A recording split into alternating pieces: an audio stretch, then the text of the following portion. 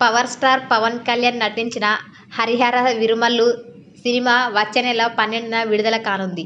ఈ నేపథ్యంలో ఎవరూ ఊహించని విధంగా 2 తెలుగు రాష్ట్రాల్లో థియేటర్ల బంద్ అని ప్రకటించారు. జూన్ 1 నుంచి 2 రాష్ట్రాల్లో థియేటర్లను బంద్ చేస్తున్నట్లు డిస్ట్రిబ్యూటర్లు, ఎగ్జిబ్యూటర్లు ప్రకటించారు. అయితే సరిగ్గా పవన్ కళ్యాణ్ సినిమా విడుదలకు ముందు ఇలా థియేటర్లు బంద్ అని ప్రకటించడం సంచలనంగా మారింది. థియేటర్ల బంద్ వెనుక ఆ నలుగురు నిర్మాతలంటూ ప్రముఖ మీడియా సంస్థలు కూడా పలువురి పేర్లను తెర మీదకు తీసుకువచ్చాయి. సరిగ్గా ఇదే సమయంలో పవన్ కళ్యాణ్ కూడా సినిమా ఇండస్ట్రీకి గట్టి ఝలకిచ్చారు. కూటమి ప్రభుత్వం వచ్చిన తర్వాత సినీ పెద్దలు ఎవ్వరు కూడా మర్యాదపూర్వకంగా సీఎం చంద్రబాబును కలిసింది లేదంటూ ఇండస్ట్రీని ఉద్దేశించి లేఖ విడుదల చేశారు. మీకు అన్ని విధాలుగా ఉండగా ఉన్న ప్రభుత్వ పెద్దను కలవకపోవడాన్ని పవన్ తప్పుపట్టారు. పవన్ లేఖతో ఇండస్ట్రీలో గుబులు మొదలైంది. దీంతో థియేటర్ల బంద్ వెనక ఎవరున్నారనే రచ్చ తెర మీదకు వచ్చింది. ముఖ్యంగా దీని వెనక దిల్ రాజు, అల్లు అరవింద్, సురేష్ బాబు వంటి నిర్మాతల పేర్లు తెర మీదకు వచ్చాయి. ఇప్పటికే అల్లు, మెగా ఫ్యామిలీల మధ్య విభేదాలు చోటు చేసుకోవడంతో అల్లు అరవింద్ పాత్ర ఉందనే ఆరోపణలు బలంగా వినిపించాయి.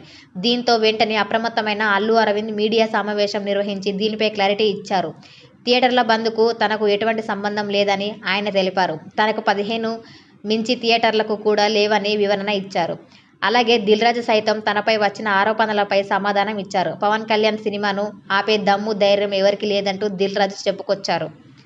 జనసేన నేత అత్తి సత్యనారాయణ అనే వ్యక్తి వల్లే ఇదంతా జరిగిందని చెప్పే ప్రయత్నం చేశారు.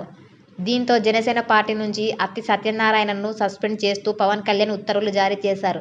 ఈ ఎపిసోడ్ మొత్తంలో కూడా ఈ ఘటనపై స్పందించని వ్యక్తి ఎవరైనా ఉన్నారా అంటే అది ఖచ్చితంగా నిర్మాత సురేష్ బాబే.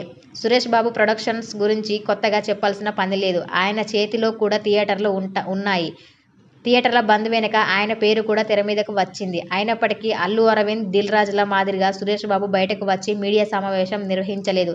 చివరకు ఈ ఘటనపై ఆయన రియాక్ట్ అయ్యింది కూడా లేదు. దీంతో ఆయన ధైర్యంగా ఉన్నారో అర్థం చేసుకోవచ్చు. గతంలో మాదిరిగా సురేష్ బాబు సినిమాలు నిర్వహించడం లేదు.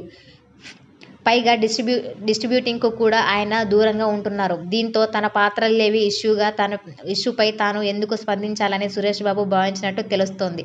అందుకే ఆయన ఈ వివాదంపై స్పందించలేదని